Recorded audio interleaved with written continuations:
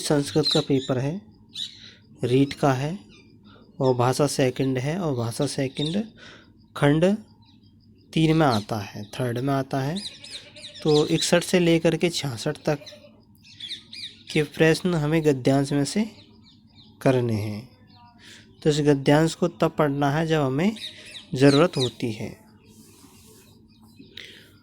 अब यहाँ क्वेश्चन देखते हैं। 61वां क्वेश्चन है कि मात्र शक्ति इत्यत्र कहा विभक्ति। तो मात्र शक्ति में कौन सी विभक्ति है? तो मात्र शक्ति में आएगी षष्ठी विभक्ति। ऑप्शन बी इसका आंसर हो जाएगा। तो यह आपको विभक्ति रूप याद करने हैं। अगर आपको याद है लेकिन कन्फ्यूजन है तो आप इसका ये गद्यांश का प्रयोग कर सकते हैं, क्योंकि इनके विभक्ति रूपों के कुछ नियम भी होते हैं जो वाक्य में दिए होते हैं। तो 61वें क्वेश्चन हो जाएगा, ऑप्शन बी इसका आंसर हो जाएगा। नेक्स्ट क्वेश्चन है कि प्रभवति इत्यस्य लंग लकारे रूपम भविष्यति। तो प्रभवति शब्द का लंग लकार रूप होगा। तो इसका रूप हो जाएगा, देखो लंग लकार ये भूतकाल को बताता है और जितने शब्द होते हैं उन सब में आ पहले आ जाता है, लेकिन यहाँ पर ए का प्र के बाद में जोड़ दिया गया है तो यहाँ प्राभवति होगा। तो प्रभवति का लंग लकार रूप प्राभवत हो जाएगा। ऑप्शन ए इसका आंसर हो जाएगा। नेक्स्ट क्वेश्चन है कि तदैव इत्यस्मिन् पदे कह संधि।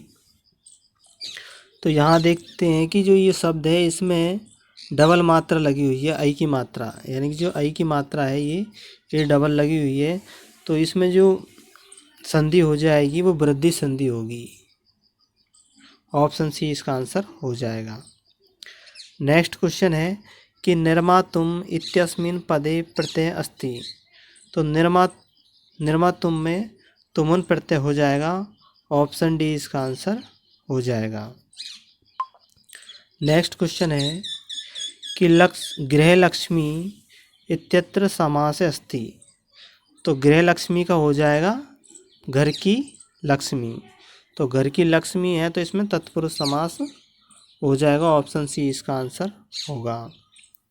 नेक्स्ट है कि समादरो इत्यस्य पदस्य संधि विच्छेद भविष्यति। तो सम प्लस आदर है, सम प्लस आदर हो जाएगा। ऑप्शन ए इसका आंसर हो जाएगा।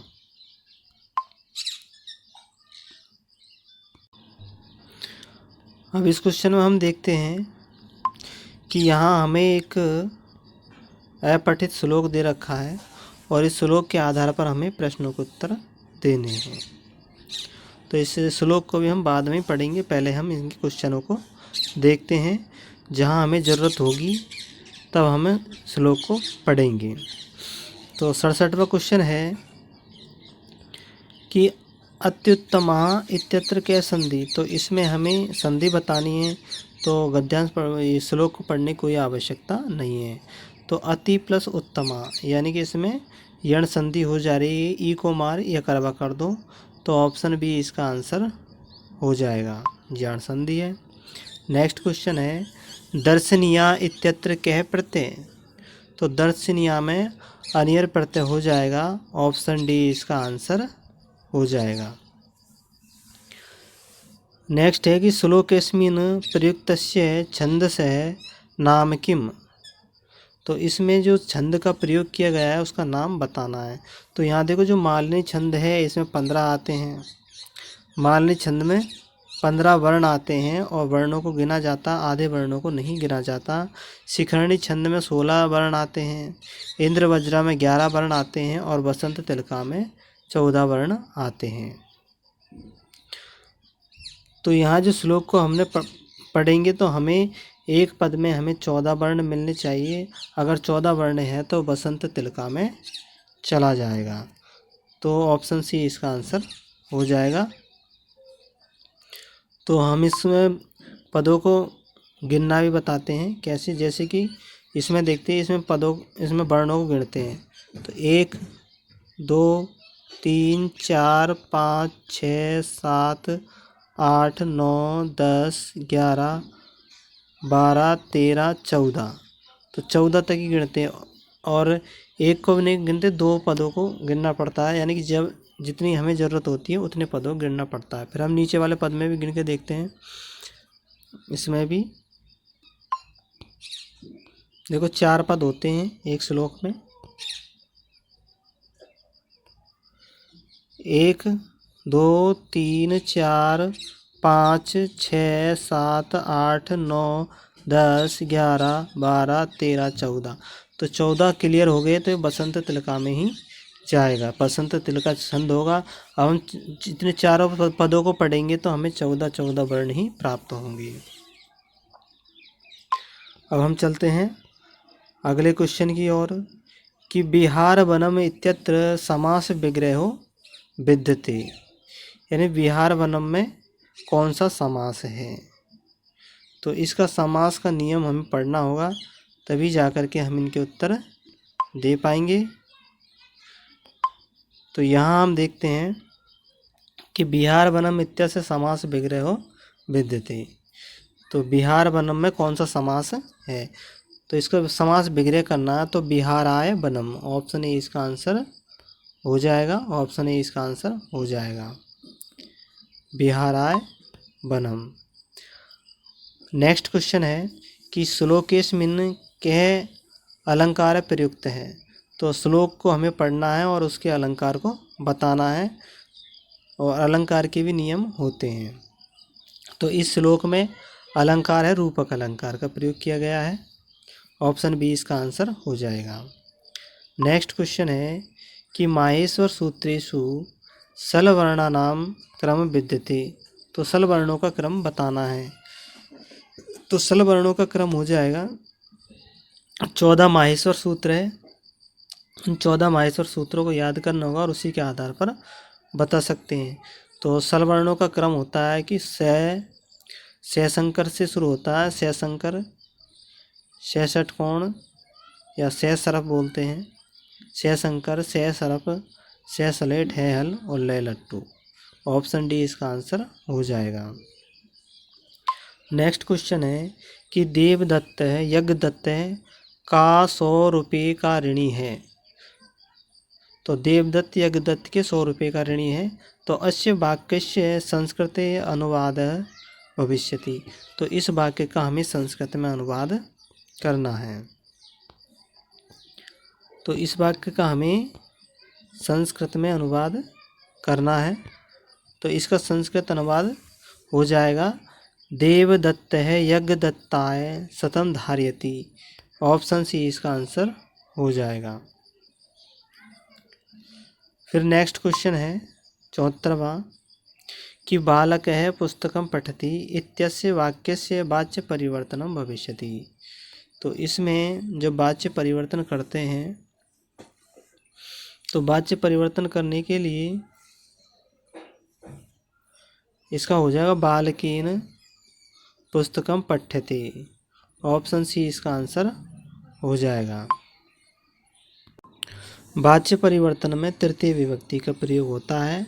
तो यहाँ बालक है तो इसका बालकेन हो जाएगा। वाच्य परिवर्तन के भी नियम होते हैं। अब हम नेक्स्ट क्वेश्चन की ओर चलते हैं कि सज्जन है आसने अधितिष्ठति वाक्यमिदं संशोधयत। तो इस वाक्य का संशोधन करना है। तो वाक्य का संशोधन करते हैं तो इसका आ जाएगा सज्जन है आसनम अधितिष्ठति। तो इसका ऑप्शन ए इसका आंसर हो जाएगा, सज्जन है आसनम अधितिष्ठति। नेक्स्ट क्वेश्चन है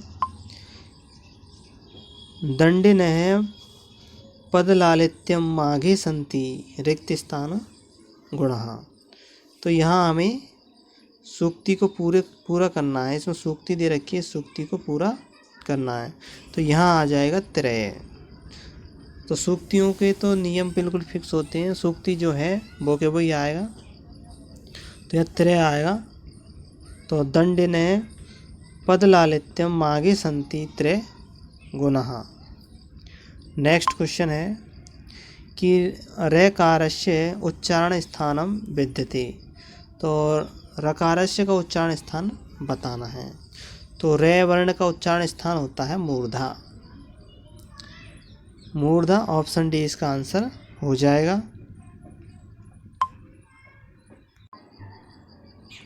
नेक्स्ट क्वेश्चन है अंकानाम स्थाने संस्कृत पदेन समयम लिखत, यानी जो अंक के स्थान पर हमें संस्कृत शब्द को लिखना है, समय दे रखा है।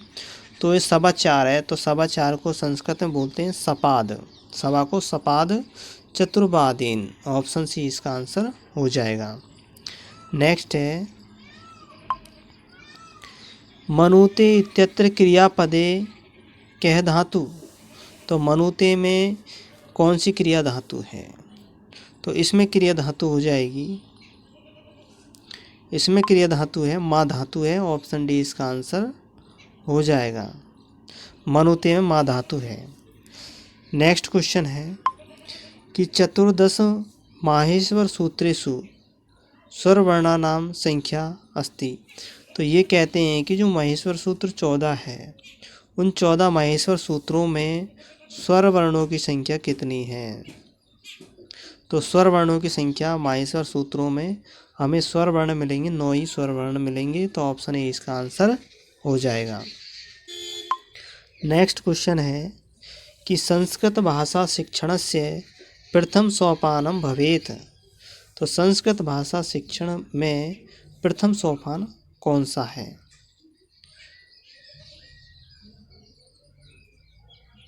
तो संस्कृत भाषा शिक्षण में प्रथम सोपान होता है संस्कृत संभाषणम, ऑप्शन सी इसका आंसर हो जाएगा।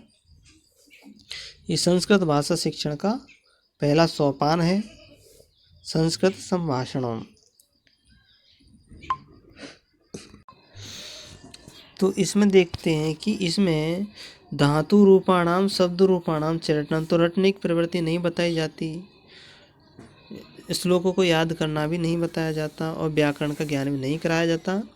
तो संस्कृत में जो संस्कृत भाषा शिक्षण का जो प्रथम सोपान है संस्कृत संभाषणम, यानी संस्कृत में पहले वार्ता की जाती है, तो ऑप्शन सी इसका आंसर हमने बताया था।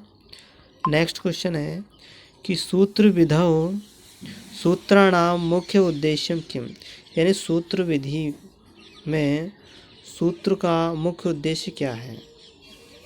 सूत्रों का मुख्य उद्देश्य क्या है? तो जो इसका मुख्य उद्देश्य हो जाएगा वो हो जाएगा घटे समुद्र पूर्णम, ऑप्शन डी इसका आंसर हो जाएगा, क्योंकि गागर में सागर भरना है, यानी कि जो सूत्र होते हैं उनमें संपूर्ण बात को समाहित कर दिया जाता है, जो भी वाक्य जो भी हमारे भाव होते हैं उनको सूत्रों के जरिए बताया जाता है। नेक्स्ट क्वेश्चन है कि या भाषा अध्यापनीया है सा स्व अध्ययनेव बोधनीया, यथा संस्कृत माध्यमेन आंग्ल माध्यमेन इति कस्य विधे गुणे अस्ति, यानी कि जो भाषा के जो अध्ययन की है जिसमें अंग्रेजी माध्यम में अंग्रेजी भाषा को पढ़ाया जाता है, जिसमें संस्कृत को संस्कृति माध्यम पढ़ाया जाता है, अंग्रेजी भाषा को अंग्रेजी माध्यम पढ़ाया जाता है, तो जो भाषा है उसको उसी माध्यम से पढ़ाया जाता है, तो उस विधि को क्या कहते हैं? तो उस विधि कहते हैं प्रत्यक्ष विधि, ऑप्शन बी इसका आंसर हो जाएगा। प्रत्यक्ष विधि में क्या है, अंग्रेजी को अंग्रेजी माध्यम से पढ़ाया जाता है, हिंदी को हिंदी के माध्यम से पढ़ाया जाता है, संस्कृत को संस्कृत के माध्यम से ही पढ़ाया जाता है और किसी भाषा का उपयोग या सहारा नहीं लिया जाता। ऑप्शन बी इसका आंसर हो जाएगा प्रत्यक्ष विधि। नेक्स्ट क्वेश्चन है कि रुचे सिद्धांत संदर्भे यावत् छात्रेषु सक्रिय रुचिर्न भविष्यति तावत् शिक्षकस्य सर्वोत्तमं कार्यं पूर्णं न भविष्यति इति केन पाश्चात्य विदुषा कथितम, यानी कि ये पंक्ति कहती है कि रुचि सिद्धांत, यानी कि रुचि के सिद्धांत के संदर्भ में छात्रों को सक्रिय रूप से यानी सक्रिय रुचिर न भविष्यति, यानी जो छात्र सक्रिय रूप से भाग नहीं लेंगे तो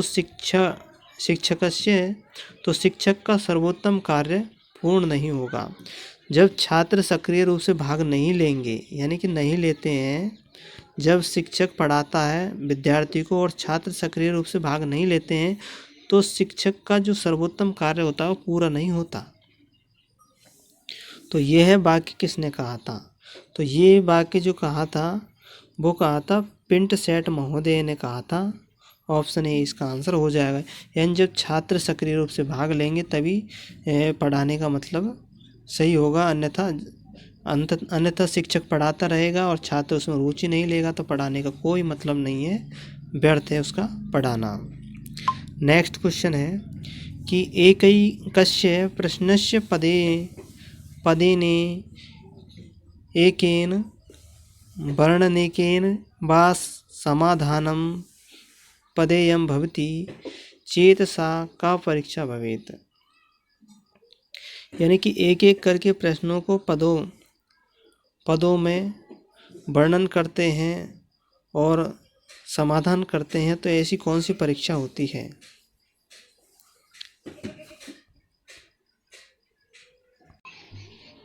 तो यहाँ जो एक एक करके प्रश्नों के जो उत्तर दिए जाते हैं पदों के रूप में, जिसके 4 पद होते हैं, तो उसको बोलते हैं वस्तुनिष्ठ प्रश्न। ऑप्शन सी इसका आंसर हो जाएगा। नेक्स्ट क्वेश्चन है कि ध्वनिन सम्यक श्रुत्वा पुनः स्पष्टं वक्तव्यम इति कस्य कौशलस्य उपाय। यानी ध्वनि को सुनकर पुनः स्पष्ट रूप में बोलना, ये कौन सा है? तो जब ध्वनि को सुनेंगे तो ये हमारे श्रवण कौशल में आएगा, तभी हम स्पष्ट रूप से बोल पाएंगे। यानी जब हम अच्छा सुनेंगे तो हम उसको सही से बोल सकते हैं, तो श्रवण कौशल में आ जाएगा। ऑप्शन बी इसका आंसर हो जाएगा। नेक्स्ट क्वेश्चन है कि अल्प मूल्यनेव सुलभम दृश्य साधनम किम अस्ति। यानी जो सबसे कम मूल्य में हमें दृश्य साधन मिल जाता है, आसानी से मिल जाता है, वह कौन सा है? तो वह है श्याम फलकम। यानी जो ब्लैक बोर्ड है वो सबसे सीधा और सरल है, दृश्य साधन है पढ़ाई के लिए। ऑप्शन डी इसका आंसर हो जाएगा। नेक्स्ट क्वेश्चन है कि दूरदर्शन कार्यक्रमेषु संस्कृते अक्षरा नामके कार्यक्रम कस्मात् स्थानात् प्रसारयते। तो साथियों इस प्रश्न का उत्तर हम जानते हैं कि राजस्थान की रीट की परीक्षा का पेपर है, तो ये राजस्थान से बाहर तो नहीं जाएगा, तो ये इसका उत्तर हो जाएगा। ऑप्शन सी इसका आंसर हो जाएगा, क्योंकि जयपुरात आएगा इसमें। जयपुर से प्रसारित किया जाता है, क्योंकि जिस क्षेत्र की एग्ज़ाम होती है उसी क्षेत्र से ऑप्शन दिए जाते हैं, बाहर से नहीं दिए जाते। फिर नेक्स्ट क्वेश्चन है कि शिक्षण सूत्रेषु छात्राणां समक्षम उदाहरणानि प्रस्तुते नियमं प्रतिगमनम इति कस्य शिक्षण सूत्रस्य विशेषता। यानी शिक्षण सूत्र में छात्रों के समक्ष उदाहरण प्रस्तुत करके नियमों का निर्माण किया जाता है, तो वो हो जाएगा आगमन निगमन प्रति। यानी उदाहरण से नियम की ओर जाता है तो आगमनात् निगमनम प्रति, आगमन से निगमन की ओर जाएगा। ऑप्शन ए इसका आंसर हो जाएगा। नेक्स्ट क्वेश्चन है कि श्रवण भाषण पठन कौशलानां मूल्यांकनं कया परीक्षया कर्तुं शक्यते। यानी सुनना बोलना पढ़ना कौशल की जो मूल्यांकन भाषा है, सुनना बोलना पढ़ना ये जो कौशल है वो मूल्यांकन की कौन सी परीक्षा को कर सकते हैं? तो इसमें मौखिक परीक्षा आएगा। ऑप्शन बी इसका आंसर हो जाएगा। तो साथियों ये हमारे 30 क्वेश्चन होते हैं संस्कृत के। आपको पसंद आया होगा वीडियो। साथियों रीट का पेपर था, और वीडियो को लाइक करना और चैनल को सब्सक्राइब करना, चैनल पर नए हो तो, और अपने दोस्तों में भी शेयर करना। Thank you for watching.